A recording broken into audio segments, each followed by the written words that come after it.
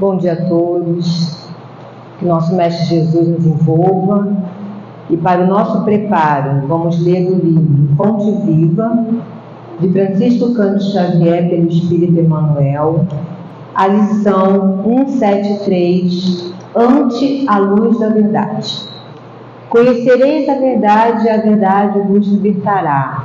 Fala de Jesus, está em João, capítulo 8, versículo 32. A palavra do Mestre é clara e segura.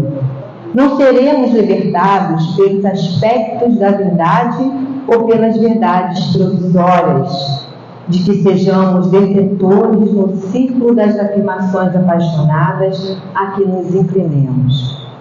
Muitos em política, filosofia, ciência e religião se afeiçoam a certos ângulos da verdade e transformam a verdade, a própria vida, numa trincheira de luta desesperada, a pretexto de defendê-la, quando não passam de prisioneiros do ponto de vista.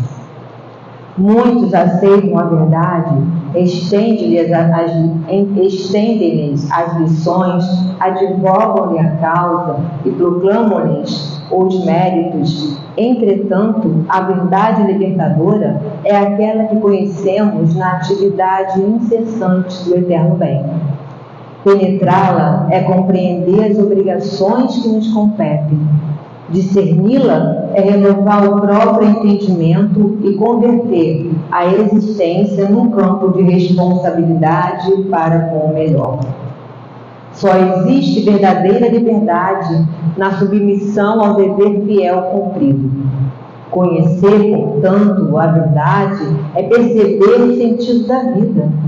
E perceber o sentido da vida é crescer em serviço e burilamento constante. Observa desse modo a tua posição diante da luz.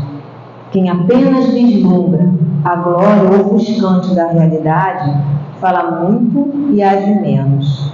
Quem, todavia, lhe penetra a grandeza indefinível, age mais e fala menos. Que nós possamos juntos erguer os nossos pensamentos a Deus. Agradecido, Senhor, por essa manhã, pelos estudos esclarecedores que a doutrina nos traz. E pedimos, ó Pai, que esse amor e essa misericórdia se estenda lá fora, aos corações aflitos e sobrecarregados do mundo, e que o Senhor possa envolver a nossa irmã que trará a mensagem da manhã. Obrigado por tudo. Fique conosco, Senhor, hoje e todo sempre, que assim seja. Agora nós vamos chamar a nossa irmã Leila, trabalhadora aqui da nossa casa, que estará trazendo o capítulo 9, Bem-aventurados que são brandos e pacíficos, de 1 a 5, injúrias e violência. Vamos vibrar com a nossa irmã Leila. Muito bom dia, irmãos. Que a paz de Jesus continue a nos envolver, que a gente consiga uma boa concentração para estudarmos, né? Precisamos muito desses momentos de paz, de estudo, de análise. Como a nossa companheira Simone falou, estamos no Evangelho segundo o Espiritismo, capítulo 9, Bem-aventurados os que são brandos e pacíficos. E o tema de hoje é injúrias e violências, né? Então, é uma responsabilidade muito grande a gente falar de brandura, de passividade, né? E principalmente da não violência. Quando estamos vivendo tempos difíceis, né? Conosco mesmo e no nosso convívio em sociedade. Então, vamos iniciar a leitura ponto a ponto. Quem quiser acompanhar, temos outros exemplares na recepção para poder perceber, né, a linguagem que Kardec usou e a intenção, né, a entonação do estudo. Então, ele começa assim. Normalmente são iniciados cada capítulo com trechos de evangelhos, né? E aqui ele usou o Evangelho de Mateus, lá nas Bem-aventuranças, está no capítulo 5. E Mateus diz assim, ó, no item 1: Bem-aventurados os que são brandos, porque possuirão a terra. Evangelho de Mateus, capítulo 5, verso 5. Item 2: Bem-aventurados os pacíficos, porque serão chamados filhos de Deus. Também no capítulo 5, só que no verso 9. E no item 3, Kardec colocou assim: sabeis que foi dito aos antigos: não matareis, e quem quer que mate merecerá condenação pelo juízo. Eu, porém, vos digo que quem quer que se puser em cólera contra seu irmão merecerá condenado no juízo. Que aquele que disser a seu irmão raca merecerá condenado pelo conselho. E que aquele que lhe disser és louco merecerá condenado ao fogo do inferno. Também está lá no capítulo 5 do Evangelho de Mateus, só que nos versos 21 e 22. Nós sabemos que Jesus não deixou nada escrito, mas algumas passagens dos evangelistas coincidem com outros, né? Embora aqui nós tenhamos usado somente Mateus. E a gente tem um capítulo aqui nesse mesmo Evangelho segundo o Espiritismo de algumas palavras ditas por Jesus e o peso dessas palavras. Aqui Kardec não contesta a questão de ser lançado ao fogo do inferno, ele não contesta, mas ele explica o porquê desses termos. E ele começa essa explicação no item 4, quando ele diz assim, Kardec nos falando, né? Por estas máximas, Jesus faz da brandura, da moderação, da mansuetude, da afabilidade e da paciência uma lei. Então, quando a gente lê à primeira vista, parece que Jesus está só condenando, não faça isso, não faça aquilo outro, mas Kardec ele já vem com outra proposta. Ele vem fazendo com que a gente entenda que quando Jesus falava para aquele povo rústico, né, ainda apegado à lei de Moisés, mesmo vislumbrando o Messias, mesmo vislumbrando um tempo de melhoria, o comportamento deles era um comportamento duro, rígido. Então, em algumas passagens, em algumas situações, Jesus tinha que ser firme também. Então, ele condenava essas práticas. Kardec vem dizer aqui para a gente depois, mais adiante, que esse termo raca, né, as pessoas se dirigiam ao irmão, ao companheiro ou ao adversário, virando o rosto e cuspindo, então desdenhando o seu próximo. Então era isso que Jesus condenava. E Kardec fala isso, condena, por conseguinte, a violência, a cólera e até toda a expressão descortês de que alguém possa usar para com seus semelhantes. Então, não é só você agredir violentamente ou verbalmente o seu companheiro, o seu amigo, o seu parente, o seu vizinho. É você também desdenhar e fazer práticas gestuais. E a gente sabe que, vamos trazer para o nosso dia, né? Quando nós adultos replicamos um comportamento, os mais jovens também reproduzem esse comportamento. Então, se numa família a pessoa fala gritando, a criança cresce gritando também. O linguajar dela é de grito. Se aquela criança, aquele jovem, convive num ambiente em que há muita troca de gestual agressivo, a pessoa fala empurrando, fala agredindo, fala com um olhar pesado, essa criança às vezes replica isso na escola. E muitas das pessoas que trabalham na área de educação, quando chamam esse responsável para conversar, só em 15 minutos de conversa já percebe por que a criança tem aquele comportamento. Então, vamos trazer agora para a escola da vida, para a nossa sociedade, né? Quando a gente vê os noticiários, quando a gente está no transporte coletivo, que a gente percebe algum comportamento, a gente fica, às vezes, nós que tentamos, né, a todo momento fazer a nossa reforma íntima, a todo momento contermos o nosso ímpeto agressivo. Quando a gente vê uma pessoa que não tem esse filtro, que não procura se conter, a gente fica um pouco abismado. Mas aí eu trouxe uma outra obra aqui, que é do Espírito Camilo, através de Raul Teixeira, em que eles nos dizem que ali a gente tem que analisar toda a trajetória daquela pessoa que está na nossa frente. A gente não pode julgar somente aquele comportamento. Ali tem uma bagagem, tem uma história daquele espírito que a gente desconhece. Então, na dúvida, a gente não deve condenar. A gente tem que orar por aquela pessoa e por nós mesmos. Porque a partir do momento que a gente tece um julgamento, a gente já está envolvido naquela energia. Isso pode atrapalhar o decorrer do nosso dia, né? Se a gente está naquela condição, se a gente está dirigindo, se a gente está indo para alguma situação, para o trabalho, resolver algum problema, a gente fica meio que contaminado por aquela energia por conta da gente ter ficado cristalizado naquele comportamento.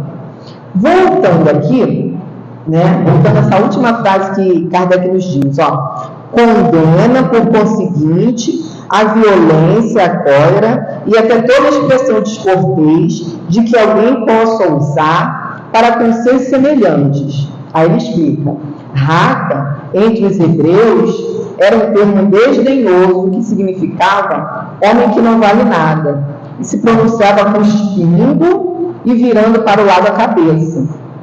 Vai mesmo mais longe, ou seja, Jesus vai além, pois que ameaça com o fogo do inferno aquele que disser a seu irmão, és meu. A gente até brinca, né? Fulano tá maluco, fulano tá louco, porque a gente banaliza muito o nosso linguajar. Agora está se policiando mais com relação a isso, né? Até com relação a outras situações de racismo, né? Então, a gente tinha algumas frases prontas, alguns ditos populares, que a gente replicava sem muito pensar, a gente está revendo essas questões. Então, até para chamar uma pessoa de louca, né? Fulano está maluco, é uma frase pejorativa, a gente está desdenhando a pessoa. E parece aqui tão simples, né? Isso também não está de acordo com o Evangelho. Jesus condena isso também.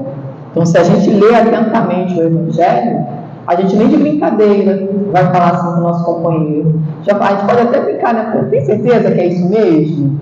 Vem aí, vamos ver se é isso mesmo que você está falando. Será que eu entendi errado? Mas nunca desdenhar a pessoa como a gente costumava fazer.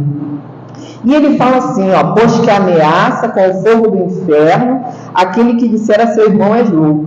Hoje a gente já tem um entendimento do que é esse fogo do inferno, né? O que é o inferno e o que é o céu. Está lá no livro Céu e Inferno. Kardec explica para nós que esse inferno é um estado de alma. Lembra que a gente falou da energia? Quando a gente se contamina daquela energia, então se eu estou vibrando naquela comunicação que eu recebi, naquela ação que eu estou vivenciando, e se eu ficar preso àquilo, naquele momento eu estou vivendo no inferno. E a gente percebe, quando a gente está em meio a uma discussão, como é que fica o nosso batimento cardíaco? Acelerado. Quem tem veia aqui em cima, a veia cresce, então a veia do pescoço, né? Depois a gente fica angustiado, porque falou coisas que a gente não queria ter dito, mas no momento da ira, a gente meio que perde o filtro, perde o freio, né? E vai falando, então se sente mal. Então, naquele momento, a gente está vivendo o nosso inferno. Então, quando a gente está nessa situação aqui, condenar ao fogo do inferno é nesse sentido. A gente está vibrando naquela situação negativa. Todos nós sabemos, né, até pela nossa condição de espíritos ainda imperfeitos, vivemos ainda num planeta em transição, de provas e expiações para a regeneração, que a gente não pode esperar muita perfeição da nossa parte. Mas a gente tem ainda condições de estar vigilantes com relação aos nossos pensamentos, às nossas palavras e ao autoconhecimento. Então, quando a gente se conhece um pouquinho, né, porque se conhecer plenamente está difícil, quando a gente se conhece um pouquinho, a gente já evita algumas discussões, porque, entre aspas, a gente já sabe como que vai dar. A gente já prevê mais ou menos qual vai ser a contrapartida do nosso, entre aspas, também opositor, né? Então, a gente tem que resolver uma coisa. Vai conversar com alguém, a gente já sabe mais ou menos o temperamento daquela pessoa. E a gente já sabe mais ou menos o nosso temperamento. Então, a gente já sabe um pouquinho do que pode acontecer. Então, qual é a recomendação? Esfria a cabeça, faz uma prece, pede orientação ao mentor, no momento mais tranquilo, vai conversar. Ou, dependendo da situação, deixa passar. É melhor evitar a fadiga.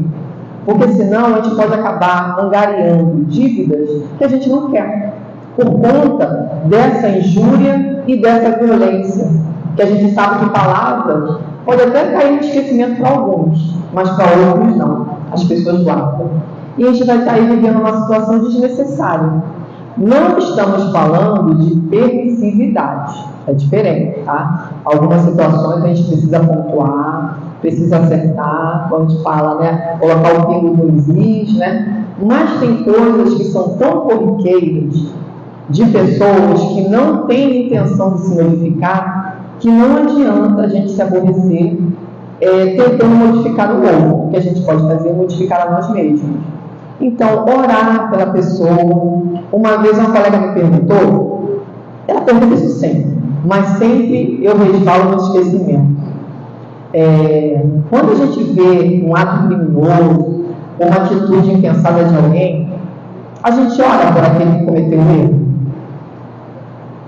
Ou a gente condena, tá vendo aí? Olha só, como é que faz uma coisa dessa? Isso é um absurdo. Será que a gente lembrou naquele momento de fazer a prece por aquele que errou? Ou a gente primeiro condena e depois que lembra de fazer a prece? Ou a gente se envolve na situação? Tivemos vários casos agora ao longo da semana. Hoje é uma quinta-feira e já tivemos de segunda para cá muitas coisas pipocando, né, na imprensa. Vivemos numa sociedade, então temos conhecimento desses atos lamentáveis, dos que chegam ao nosso conhecimento. Fora o que está acontecendo agora nesse momento no mundo inteiro, enquanto nós estamos aqui. Qual é a nossa postura? A gente faz como Jesus recomendou aqui, não julga, não xinga, não injuria, ou a gente condena? Então é para a gente perceber, não é para a gente ficar minha culpa, só para a gente atentar para esses detalhes. Estamos fazendo o que Jesus pediu aqui, ele pede da gente mansuetude, afabilidade e paciência. Nunca se precisou tanto de paciência como hoje, né? Porque hoje a gente tem conhecimento das coisas em tempo real. Antigamente as notícias chegavam de forma demorada para nós, né? Às vezes nós éramos pegos desprevenidos, tínhamos que dar uma contrapartida de pronto, e às vezes não, às vezes a gente conseguia refletir, até porque a resposta ia demorar para chegar.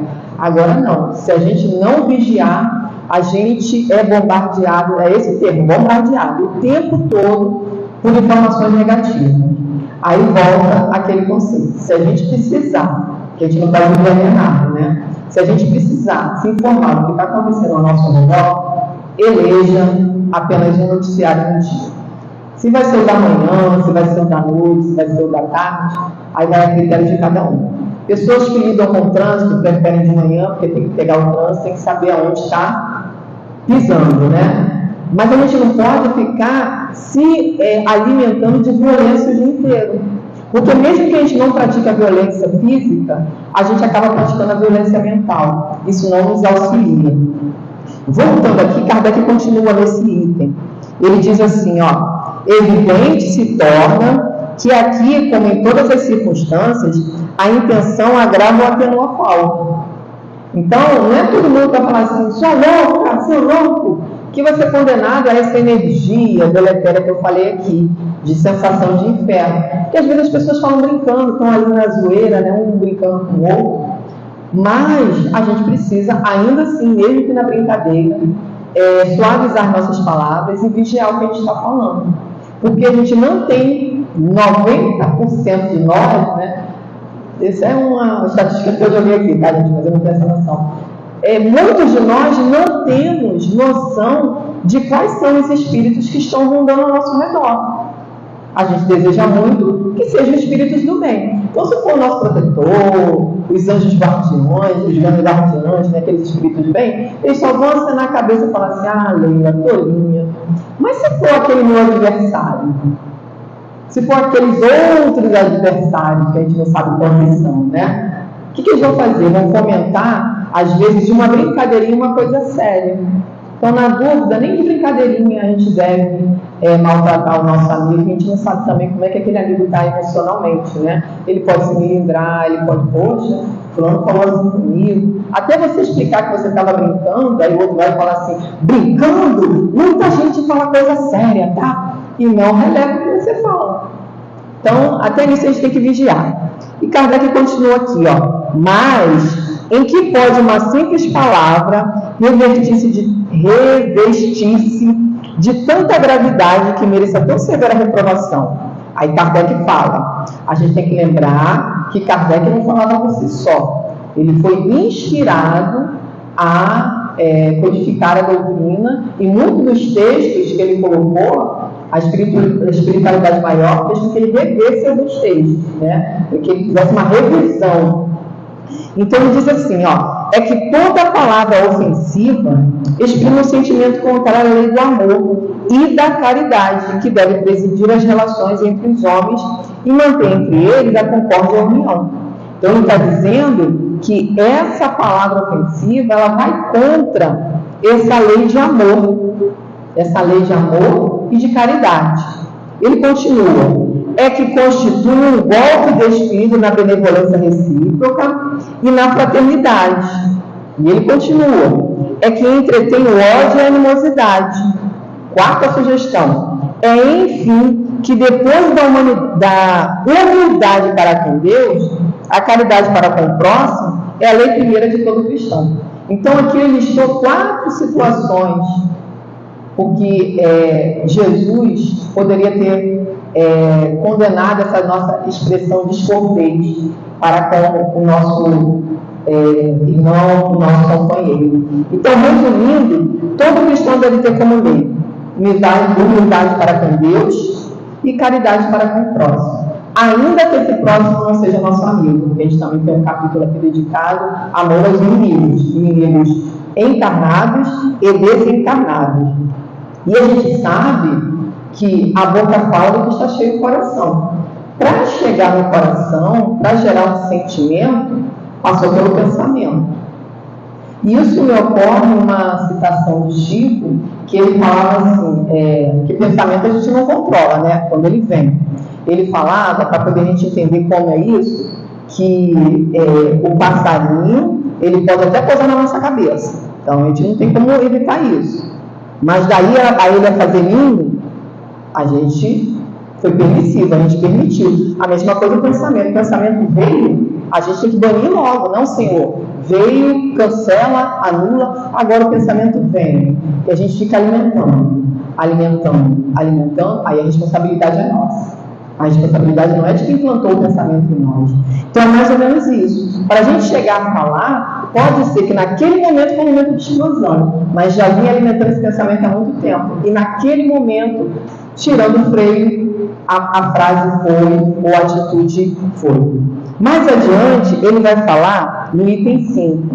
Mas eu quero usar aqui uma outra obra, ainda tem uns minutinhos, que é essa obra aqui, ó, a Carta Magna da Paz, que vem falando sobre o Evangelho. No primeiro capítulo, psicografia de Raul Teixeira, pelo Espírito Camilo. Ele vem falando sobre algumas passagens de São Francisco de Assis. O primeiro capítulo é a violência e a criminalidade do mundo. E aqui, eu não vou me ater ao capítulo não, ele começa falando, olha só, a primeira parte diz assim, diante dos quadros de violência e destruição que se observam na escalada crescente nos dias atuais do mundo, é comum o anseio de todos os seres que buscam a harmonia e a paz por um desfecho feliz que possa trazer à humanidade dia de prosperidade emocional, de confiança e de esperança. Então, ele vem dizendo que, diante da crescente escala da violência, a gente está clamando cada vez mais por paz. E nesse capítulo ele vai citar vários filósofos, vários estudos, e ele vai trazer a abordagem científica e a abordagem espiritual. E no finalzinho do capítulo ele diz assim, ó, compreender a alma que delinque, aí já está falando da violência extrema, tá? Daquelas pessoas com as quais eu falei que a gente precisa orar por elas e por nós também, que as condenamos. Compreender a alma que delinque deve ser, segundo nossa visão, o objetivo de quem se decidiu por ser um braço do amor. Então, aquele que decidiu pela benevolência, pela mansuetude, pela caridade, pelo amor, ele vai no viés de compreender esse delinquente. Quer ocupe função de psicólogo, de psicanalista, de criminalista, de amigo ou irmão. Por que ele falou isso? Porque no capítulo ele vem trazendo várias versões. Ao longo da estrada das dores humanas, nossas dores atuais na sociedade. No outro parágrafo ele diz: somente quem desenvolver suficiente paz em si mesmo será capaz de entender, de cuidar e reconduzir, tanto quanto seja possível, o atormentado delinquente para os roteiros do Criador. Então, cabe a nós. A gente não pode fugir disso. Somos nós que estamos tendo, nós, quando eu digo não só nós da doutrina espírita, nós religiosos, nós cristãos que procuramos seguir os ensinamentos do Cristo. Tentar conduzir a criança, o jovem, o adulto delinquente para o caminho do bem. Se não for de atos, pelo menos em oração, em prece. E ele vai mais além aqui, vou voltar aqui na última parte que ele fala, quando ele diz assim, ó: no mundo, então, já é o final do capítulo, pode-se educar a pessoa tanto para a vida quanto para a morte, porque no parágrafo anterior ele vem falando daqueles que matam e daqueles que têm tendências suicidas. Então, parece incrível, mas a gente pode sim educar uma criança, um jovem, para a morte. Se não for para a morte física, pode ser para a morte, aquela morte de sentido de vida, porque a criança não tem segurança nas coisas que fala, que faz, ela não consegue ser bem-sucedida na vida no sentido de se aceitar como um espírito de Deus, uma alma que é enviada de Deus, uma alma que tem condições de vencer os seus vícios, de crescer espiritualmente. Então, dependendo dessas frases que a gente fala para esses jovens, eles carregam ao longo de sua jornada. Então, ele diz que pode se educar a pessoa tanto para a vida quanto para a morte, dependendo do sentido que se lhe ensina a dar à existência. Quando se educa para a autoconfiança, para a resistência aos fracassos e às frustrações para o bem, quando se educa para a autoconfiança, para a resistência aos fracassos e às frustrações, quando se educa para o bem, para o belo e para o amor, está se adotando o sentido da vida. Então, essa a nossa proposta. A gente pegar o Evangelho, né, sair da letra e colocar em prática. Colocando em prática no sentido da gente não ficar só reproduzindo palavras ou fazendo como eu estou fazendo aqui. Falando, aí chegar ali fora, eu ser descortês com uma caixa da loja que me atendeu, ou ser descortês com o motorista que vai me atender. Aí eu chego aqui, falo que eu tenho que ser branda, que eu tenho que ser pacífica, mas não tenho paciência com as pessoas que convivem comigo. Isso não tem muita coerência, né? Aí, voltando aqui para o Evangelho, no último item do estudo de hoje, Kardec diz assim, ó: mas, que queria Jesus dizer com estas palavras? Bem-aventurados que são brandos, porque possuirão a terra. Temos recomendado aos homens que renunciassem aos bens deste mundo e havendo-lhes prometido os bens dos céus. Então, Kardec ele já vinha elucidando para a gente, como é que pode você prometer uma terra se você fala para as pessoas não se apegarem à terra? Não se apegarem às coisas que estão aqui. E ele explica: enquanto aguarda os bens do céu, ou seja, os bens da espiritualidade, estarmos bem conduzidos na espiritualidade, pertencermos a uma equipe de trabalho na espiritualidade, não darmos trabalho que os nossos amigos vão fazer o desenlace nosso durante a nossa passagem, todas as questões que vêm na nossa mente, né? Enquanto aguardamos esses bens do céu, tem o homem necessidade dos bens da terra para viver. Eu estou usando aqui o microfone, tem uma mesa, estamos precisando de ventilador, então a gente tem consciência de tudo isso. Apenas o que ele lhe recomenda, apenas o que Jesus nos recomenda, é que a gente não ligue a estes últimos, ou seja, aos bens da terra, mais importância do que aos primeiros, né? A gente não ligue mais importância aos bens da terra do que aos bens espirituais.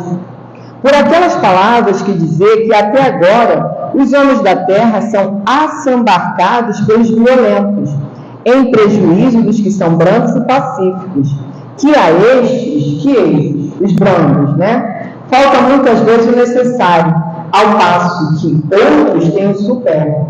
Então, aqueles que são violentos, aqueles que têm uma expertise, né, gostam de ludibriar, de fazer falcatruas, eles não se contentam na ganância, eles vão cada vez buscando mais. E aquelas pessoas que são mais pacíficas, talvez tenham menos conhecimento, elas vão ficando cada vez para trás e muitas delas não têm nem o necessário para sobreviver. É isso que ele está falando aqui. Então, quando ele diz, quando ele está explicando, quando Jesus diz para a gente não, se a gente tiver esse comportamento, a gente não vai entrar, a gente não vai possuir a terra, não é essa terra física, é esse estado de alma superior, elevado moralmente. E ele continua assim, quando a humanidade se submeter à lei de amor e de caridade, deixará de haver egoísmo. O fraco e o pacífico já não serão explorados, nem esmagados pelo fogo. Tal a condição da terra, quando, de acordo com a lei de progresso e a promessa de Jesus, se houver tornado o mundo de todo, por efeito do afastamento dos maus. Eu separei um trecho aqui, mas não vou ler, porque o nosso tempo já está se esvaindo. Mas como é que é esse afastamento dos maus? Depois pesquise. Lá em A Gênese, no último capítulo, ele vem falando da geração nova. Tá? No item 27, Kardec vem explicando para a gente como é que será esse afastamento dos maus. Esses maus são aquelas pessoas, não é a gente que ainda não consegue fazer bem de todo, né? Nós, o bem e o mal, estamos tentando. São aqueles que não querem o bem e são resistentes, são insistentes no mal. Ele diz assim, havendo chegado o tempo, grande imigração se verifica dos que a habitam. Há dos que praticam o mal pelo mal, ainda não tocados pelo sentimento do bem, os quais, já não sendo dignos do planeta transformado, serão excluídos, porque senão lhe ocasionaria de novo perturbação e confusão, e constituiriam um obstáculo ao progresso. Então, são esses. A gente quer configurar no grupo desses, ou a gente quer continuar a nossa escala progressiva? Então, como é que é esse mundo ditoso que ele fala aqui? No Evangelho também vem dizendo, lá no capítulo 3, há muitas moradas na casa de meu pai, no item 10, só o primeiro parágrafozinho, nesses mundos venturosos, as relações sempre amistosas entre os povos jamais são perturbadas pela ambição da parte de qualquer deles, jamais são perturbadas por querer escravizar o seu vizinho, nem pela guerra que daí decorre. Então, é isso que a gente deseja. É um planeta melhor, sem ambição, sem essa ganância de dominar o outro. Porque a ambição a gente precisa para o progresso. Melhores condições de vida, melhores condições de saúde. Conforme a gente for progredindo moralmente, até a composição do nosso corpo físico vai se modificar. Não vai haver tantas doenças, mas isso é um processo longo que a gente precisa passar. Para finalizar, eu vou deixar aqui só um trechinho da música, Paz pela Paz, de Nando Cordel, que ele diz assim, a paz do mundo começa em mim. Se eu tenho amor, com certeza sou feliz. Ou seja, se eu tenho amor, eu não vou viver naquele estado de alma infernal, né? Se eu faço bem ao meu irmão, eu tenho a grandeza dentro do meu coração. Chegou a hora da gente construir a paz. Ninguém suporta mais o desamor. Então, olha como ele fala, a gente. Então, somos nós que vamos construir essa paz. Somos nós que vamos combater essas injúrias, essas violências, para que as injúrias sejam cada vez menores e o bem e a paz prevaleça, né? E ele diz que essa paz é pelas crianças, pela floresta, pela coragem de mudar, pela justiça e pela liberdade. A gente viu aqui a página, né, liberdade, para a gente ter a verdade, aquela verdade robusta. Então a gente precisa buscar os ensinamentos de Jesus, atentar nas frases, ver nas entrelinhas, para que a gente consiga, no dia a dia, fazer essa reforma que a gente tem se propondo a fazer. Eu, vocês, todos nós, para que a gente tenha um dia melhor, um dia de paz. E que nesse feriadão que vem aí, que a gente consiga fazer boas escolhas, ter bons pensamentos, para a gente conseguir mudar a atmosfera do nosso planeta. Muita paz para todos nós, que a gente consiga se manter nessa boa harmonia. Nós agradecemos a nossa irmã Leila pelo estudo da manhã, pedindo que Jesus abençoe esse trabalho de divulgação do Espírito. Nesse momento que aqui nos encontramos a te pedir que o Senhor possa derramar sobre cada um os fluidos necessários para o seu fortalecimento físico, para o seu erguimento espiritual, para que eles possam, Senhor, todos nós sairmos daqui fortalecidos fisicamente, espiritualmente, na certeza, Senhor, de que não estamos sozinhos nessa caminhada, que a sua misericórdia envolve e sabe das nossas necessidades, que possamos sair daqui melhores, fortalecidos, confiantes, com os nossos corpos renovados fluidicamente por essa chuva de bênção que cai da sua misericórdia. Com o coração grato, só temos mesmo de agradecer por essa manhã nessa casa que nos acolhe e pedimos, Senhor, que nos leve em paz, que todos esses dias que hão de vir, esse feriado que há de vir, que haja paz em nossos corações, nos nossos lares e na humanidade. Obrigada por tudo, Senhor, que assim seja. Meus queridos irmãos, até a próxima semana. Quem é de amanhã, sexta-feira, até amanhã. Que Jesus nosso Pai nos acompanhe, Jesus nosso Mestre nos acompanhe, que Deus nosso Pai esteja sempre conosco. Bom dia para todos, queridos.